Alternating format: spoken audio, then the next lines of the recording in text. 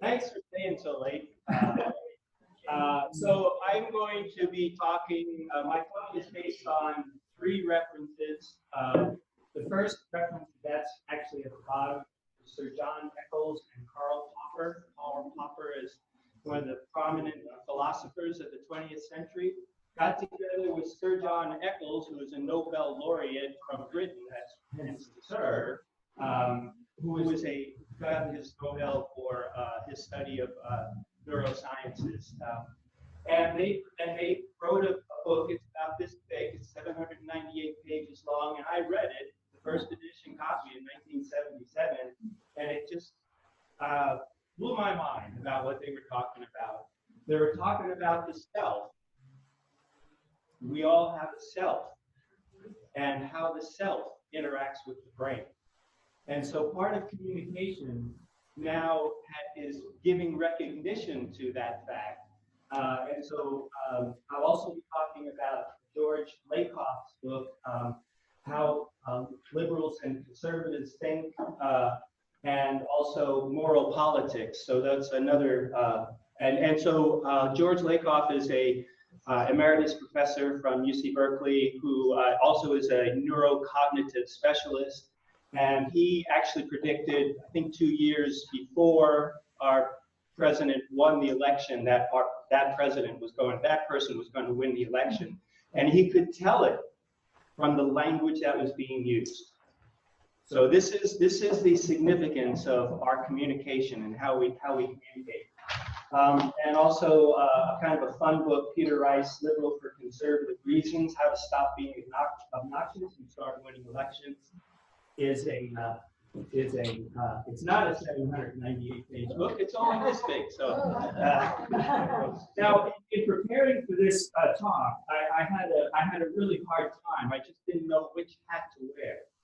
So this morning at our hostess's breakfast for us, I put on a few hats, and I decided, should I wear my hat from Ireland? Should I wear my hat from Peru? Should I wear my hat from Ghana? So, or should I wear my hat from Bhutan? And that was the response, Bhutan, wear that one. So I'm going to start this with a story about our trip, my wife and I took to Bhutan. And we took the trip 4 months after our current president, well, actually only a month after our current president was sworn into office. And that's significant because, well, one of the many things that we did in Bhutan, we were bird watching, so we went all over the country, was to visit Tiger's Nest. Now, Tiger's Nest is the most sacred site in all of Bhutan. And Bhutan Buddhism is different from other forms of Buddhism.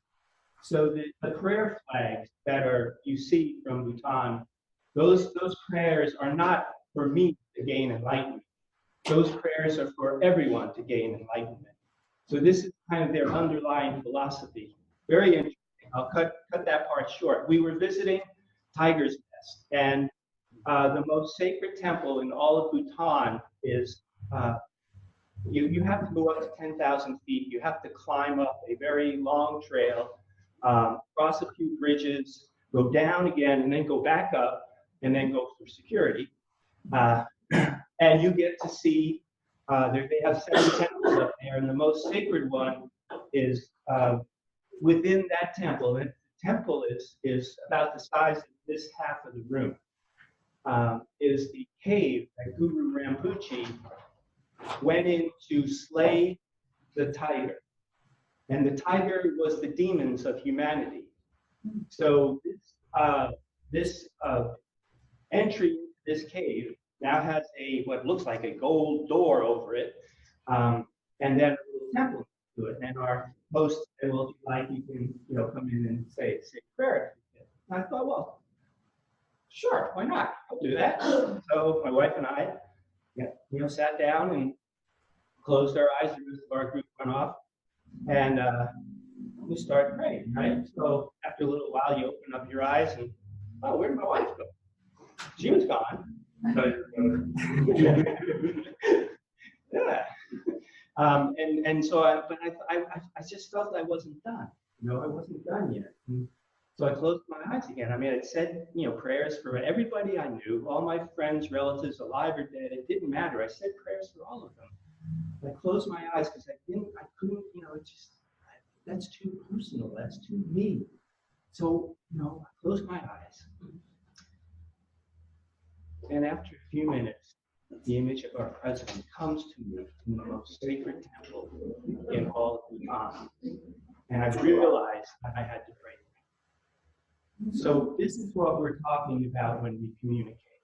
We need to pray for, help others along the way as much as we can. So that's kind of my little story about communication.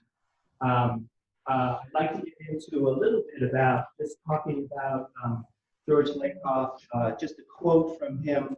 So actually, this is related to the temple. So my thought was, where did that come from? I was not thinking about this.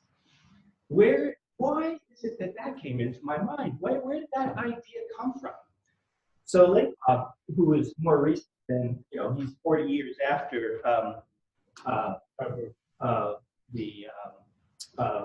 John Eccles and such, says that ideas don't float in the air.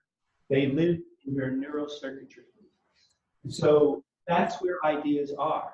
They live inside of it. And the more you think on those ideas, the easier they are to act.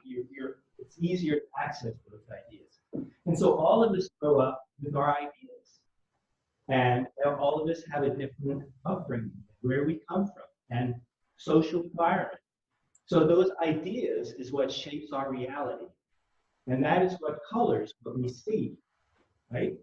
So that's the whole concept here. We'll go to the slide. Some of these were animated, but we couldn't figure out how to make them animated. But one of George Lakoff's idea is that if you look, across our country, why do we see this great divide? It's because of what we grew up with and what our ideas are. Where 20% of Americans on the extremes are liberals, and 20% on the extremes are conservatives, and then there's a whole bunch of us in between that are kind of two-framed. We have nurturing mother and strict father up there in our ideas about our view of the world. So I guess we'll go to the next slide then. So these are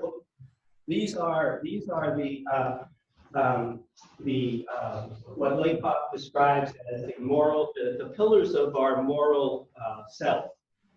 It's the idea of fairness, and you can read what you mean by that. The idea of caring, the idea of loyalty, the ideal of authority, and the ideal of sanctity. So if you, he has plotted those. So we can have the next slide. And if you, if you're, oh, we can't see the bottom of this slide. We need to see the bottom, so maybe make it a little bit smaller. Well, that's good. That's good. So if you plot the moral pillar from very liberal, very conservative, what you see is that in very liberal, the values are more on fairness and caring, and as opposed to loyalty, authority, and sanctity. But then if you come to the other end, you see that really loyalty, authority, and sanctity override fairness and caring. So now this is actually confirmed,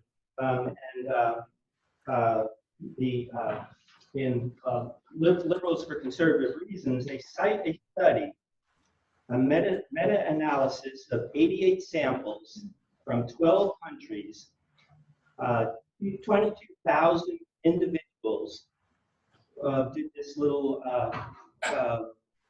survey of psychological variables. And what they found was the psychological variables that predict political conservatism include anxiety about death, system instability, intolerance of ambiguity. You know, for a liberal, ambiguity is like, wow, this is a garden. We can do whatever. You know, why don't we do this? Why don't we do that? But on the conservative side, they demonstrate an intolerance of ambiguity, the need for order, structure, and closure, and the fear of threat or loss. So they're less open to experience, less tolerant of uncertainty. So that goes right along with what Lakoff is indicating here. So Mike, next slide. So, you know, if you take the two extremes, this is where we are, right? And this is us. We are in this dichotomous society where voice is given both of these extremes in the extreme. And then the next slide. So what we end up with is, you know, we both get on our high horses and say we have the moral high ground, and that's what we're facing. So in speaking, and I think this has been addressed pretty well in our webinar here.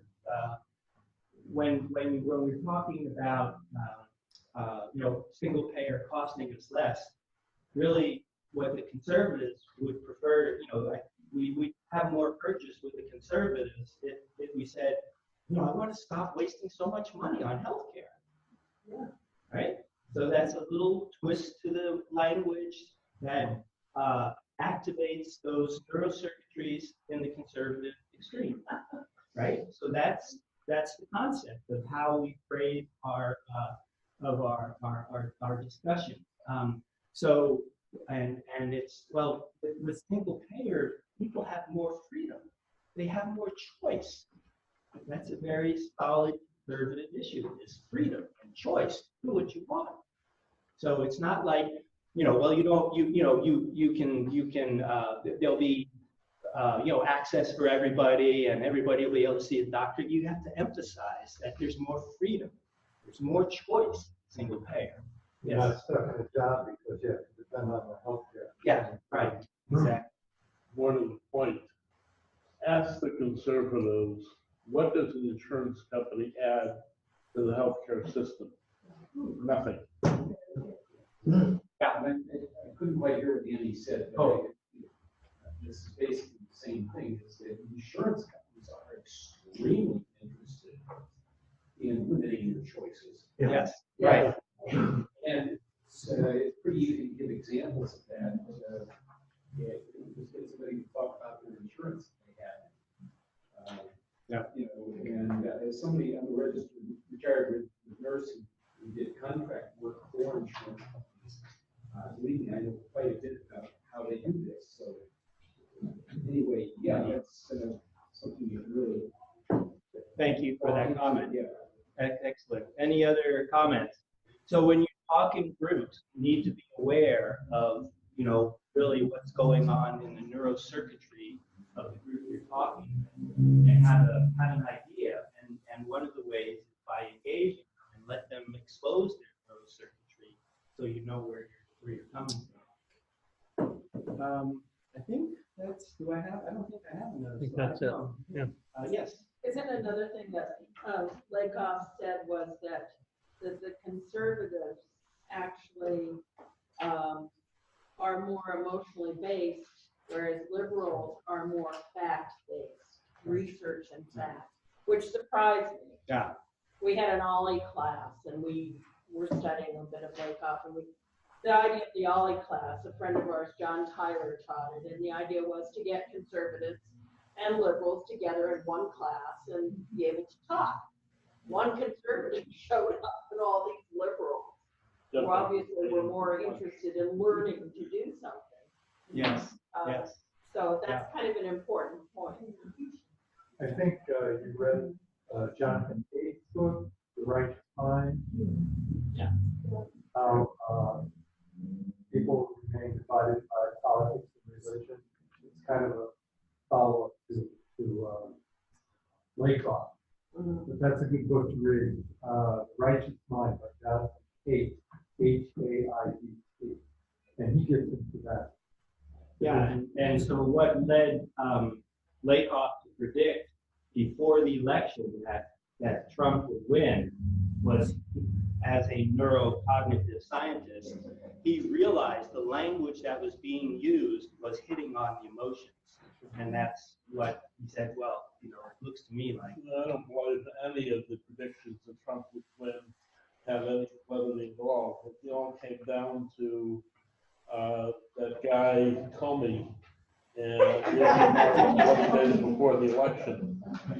That's what made him win. Yeah. So, One thing that struck me about this slide, with where the, going back to the lines being the drawn. lines, Yeah. you eliminate those, Yeah. is how close the conservatives are on all of these issues. Yeah. How far apart the liberals are. It looks Well- like we don't care enough about sanctity and party loyalty at all. Or the They are caring about all of these things on a much higher, not at a high level as we are about getting secure. But this is curious. And where, You know, so that definitely points to the fact that we have to be more concerned about how we talk about loyalty. why is Karl Popper next? Karl Popper is a reactionary.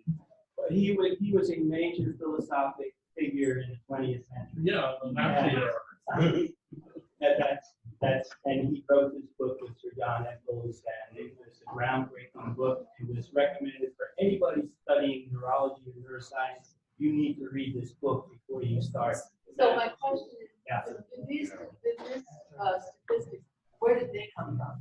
Well, this is Lakoff's This is Lakoff. concept. And You'll see the same thing in the Jonathan Haidt book. And in fact, what does you're- this tell us, what we should be doing? just as a warning, Jonathan Haidt did this similar study, came up with a similar, I don't know if he used exactly the same category. What, sweetie? Okay. Anyway, but what Haidt will say, when you read his book, he will say that after doing this study, he became felt a lot bitter about conservatism for exactly the point that Peggy made. Because conservatives care about all 5 of these, That's right. and liberals care about mostly only 2 of them. Now, all of us would probably say we care about a lot of that stuff more than this shows. Maybe we're not way over on the right. I don't know. Goes back. But- Yeah, so most of us are probably in this region right here, right? I mean, that's 60% of America. We're talking about the extremes here, and obviously with extremes, the extreme right, the extreme left, it's really hard for me personally to. But they don't appear to be extreme. They're very conservative because of that. They not appear to be extreme from this. I am here to present this. No, I'm really just asking a question because it's so interesting. Yes.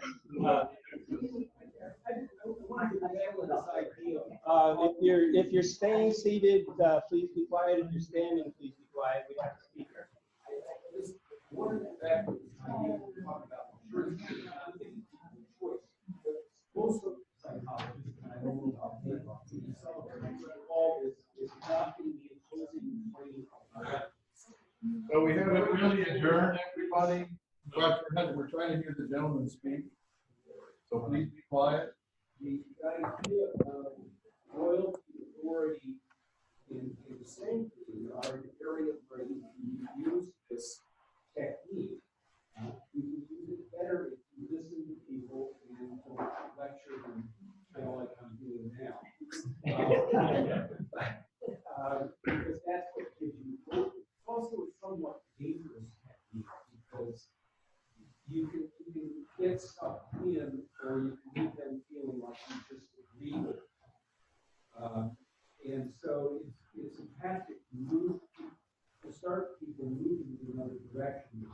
But to make it work, you have to connect them with some other people who feel different. They need to connect them with that 60% of the middle who feel differently because they're not going to connect with you because you feel too differently. So they have to make a transition, and that's a social process. one that's governed by ideas. And somebody was, you know, making the point earlier in this segment, I think, that yeah, because they're emotion-based and not thinking-based,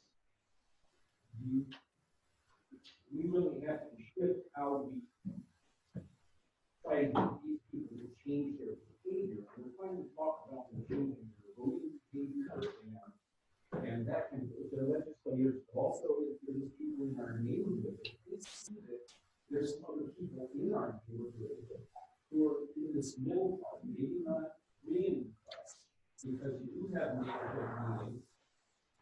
That makes them feel differently about their idea. They're more affected by the idea. I realize that people around them, some of them actually think differently about this, and that they're maybe unfriended because part of their tendency, this loyalty thing, some other pieces of it is they want to be they want to be with the people around them. And if their view of people around them is different, because they start to see people around them being not as people who are shouting at them, waving a single payer now sign, but you know, neighbors, then naturally shift their behavior. When they change their behavior, they actually change their thinking. We think that it's happening the other way around. You convince somebody to change their thinking, and then they can't change their behavior. And I'm pretty sure that most social psychologists, I never talked to them, I don't know if they talk with me, but you know, do it this way. It's something to think about it, and everybody get Nancy to get out here. Yeah, so I would like to conclude this part of the presentation by just, I don't know if you all know, I'm a retired family doctor, and I've dealt with insurance companies. That's a whole other story. I could keep you here for 3 or 4 hours more around that. But I do want to share with you my optimism. So as a medical student, I was involved in tobacco activism in the state. I actually did the first tobacco sting operation when I was in medical school using some middle school students in Portland area. And when I started with that, I never thought that I would see happen what did happen within tobacco, right? So what we saw with tobacco were there little groups all over the country working on tobacco-related issues. And there came a time when all of a sudden, it was, who knows what it exactly was, but all of a sudden there was a big shift, and we saw and experienced social cultural evolution, maybe a revolution. And so I'm in this game to, because I do feel that I will actually be able to live through another social cultural revolution. And I'd be happy if you come along.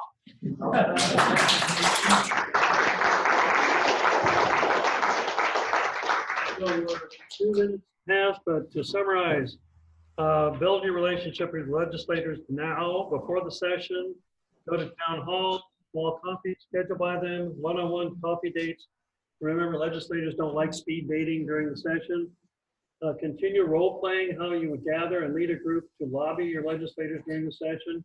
Look forward to doing leading and canvassing as a fun local HCAO chapter pastime that will propel universal health care like David propelled his stone against Goliath.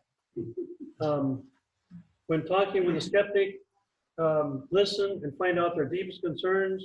When you tell your story, you can probably acknowledge those concerns and find common ground in answering them. So remember, the session has been recorded. We'll get a URL for that in the next week, and we'll send out an evaluation form. Please give us honest suggestions for improving. And thank you for coming. Oh, thank you.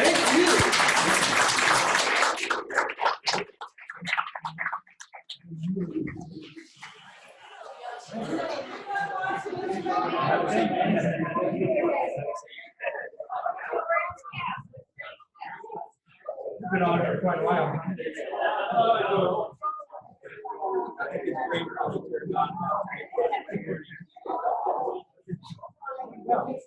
Yeah.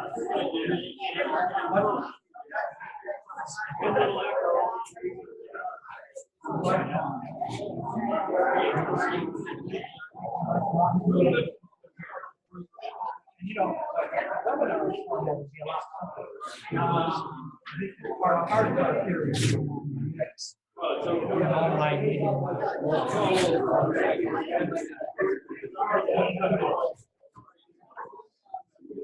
So the other would be,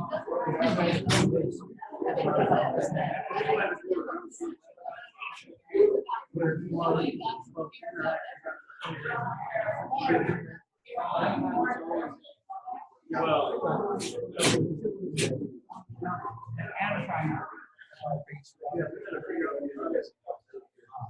Oh, yeah. Thank you much. You guys did a great job. Congratulations. I hope to see you again. Come down soon. Yeah.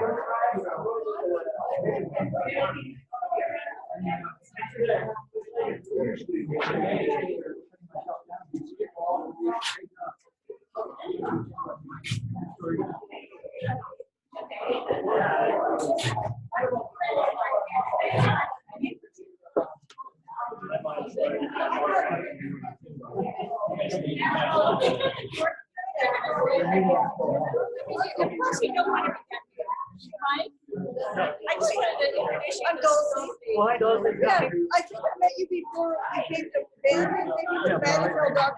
And I already had dinner at Dale's place. I love Rose, hi.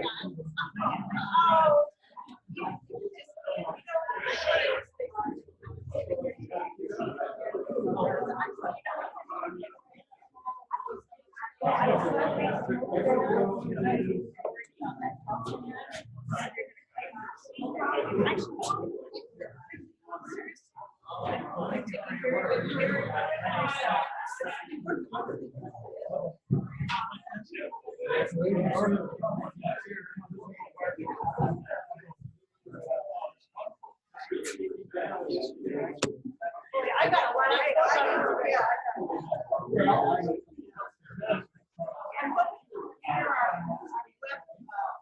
Mickey.